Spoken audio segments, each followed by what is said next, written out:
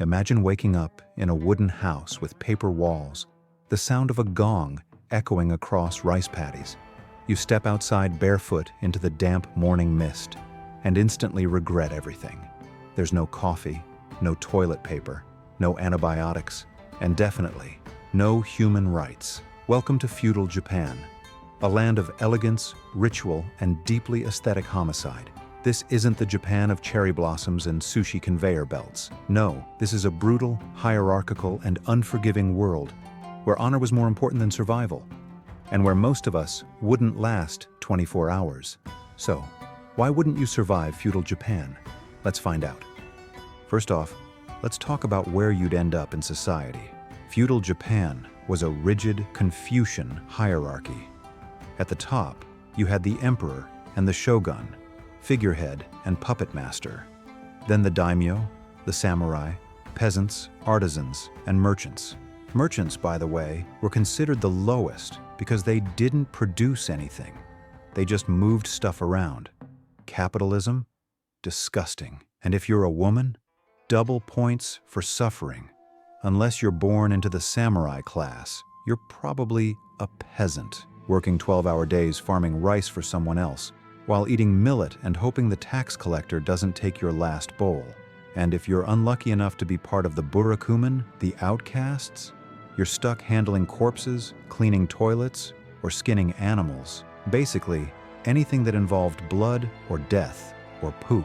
The best you could hope for was being reincarnated as a slightly less miserable version of yourself. And you can't just work your way up. Social mobility wasn't a thing.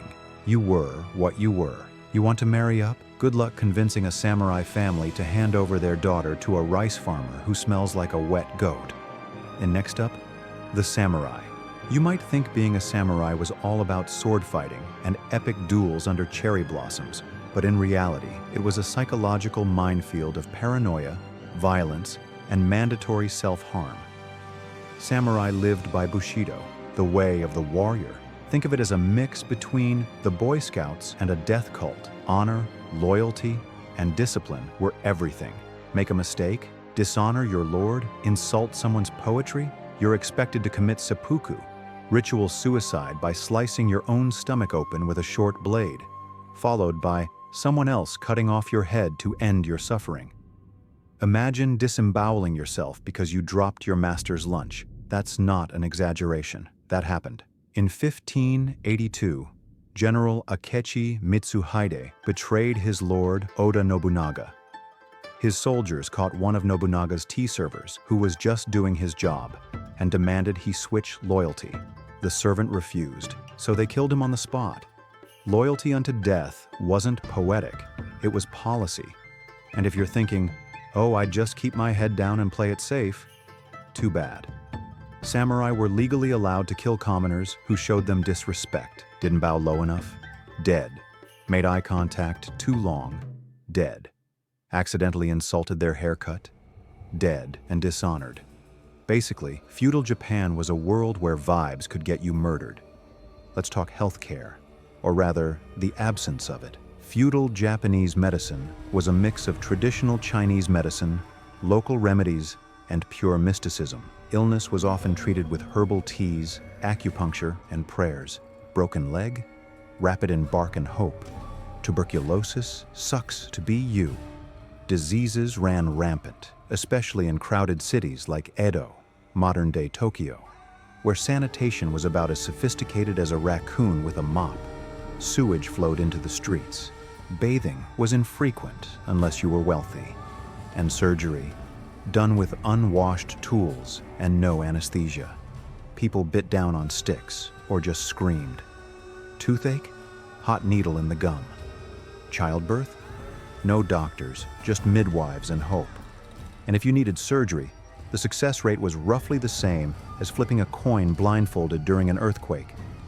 Even a minor infection could become fatal. And let's not even talk about syphilis. Actually, let's talk about syphilis. It was common, and it was terrifying.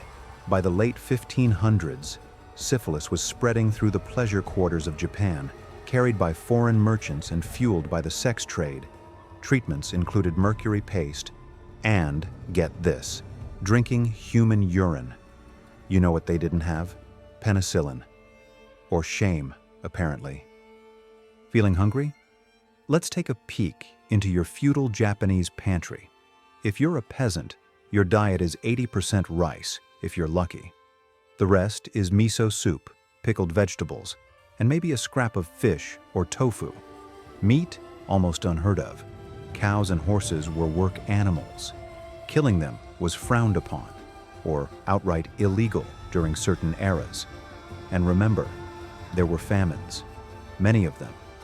The Great Tenmei Famine between 1782 and 1788 killed over 1 million people. Crops failed. People starved. There are reports, verified historical reports, of people resorting to cannibalism. In fact, some farmers dug up graves to eat the dead. Still hungry? If you were part of the samurai class or the aristocracy, your food was more varied, but not necessarily better. Raw fish, fermented soybeans, seaweed, sake. Not exactly pizza rolls and Gatorade. Also, no forks. You better get good with chopsticks, or starve. Being a woman in feudal Japan was like playing life on nightmare difficulty.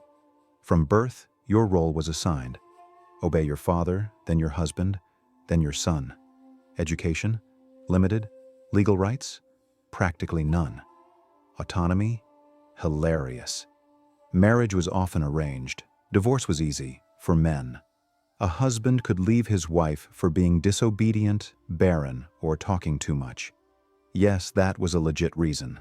Samurai women were trained in basic defense, mostly to protect the home while their husbands were off slicing people. Some used naginata, a kind of polearm, to disembowel intruders.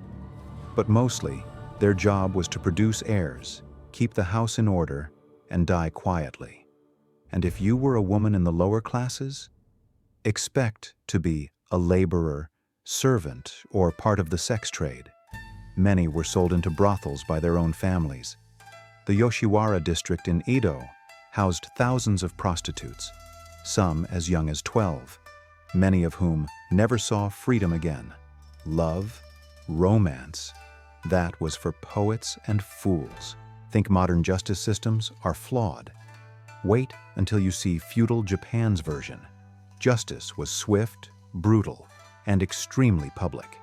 Punishments included crucifixion, boiling dismemberment, being buried alive, execution by sawing, and yes, these were often done in public squares for maximum deterrence.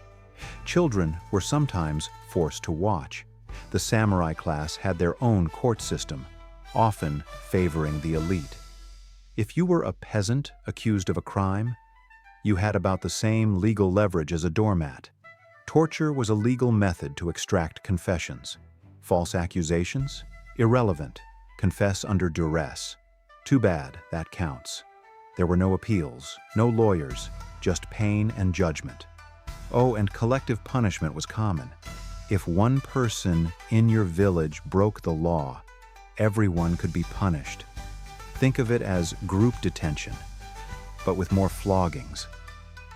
As if the people weren't trying hard enough to kill you, nature pitched in.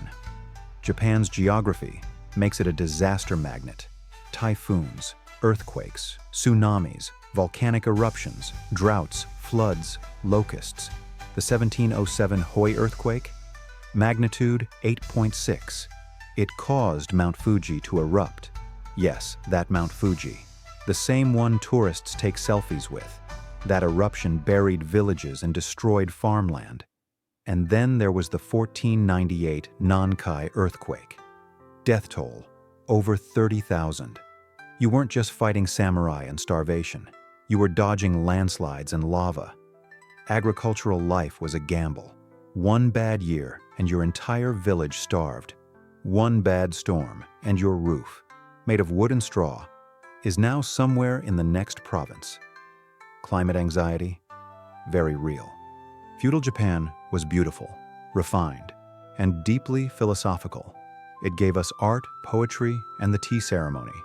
It also gave us torture, starvation, and ritual suicide. You weren't meant to survive it, because survival wasn't the point. Honor was, discipline was, order was, and in that system, individuals, especially ones who asked too many questions or wore the wrong sandals, were expendable. So next time you complain about slow Wi-Fi or running out of oat milk, just be glad you didn't wake up in a world where bowing incorrectly could cost you your life. Thanks for watching. And remember, history doesn't repeat itself, but it often rhymes. Sleep well.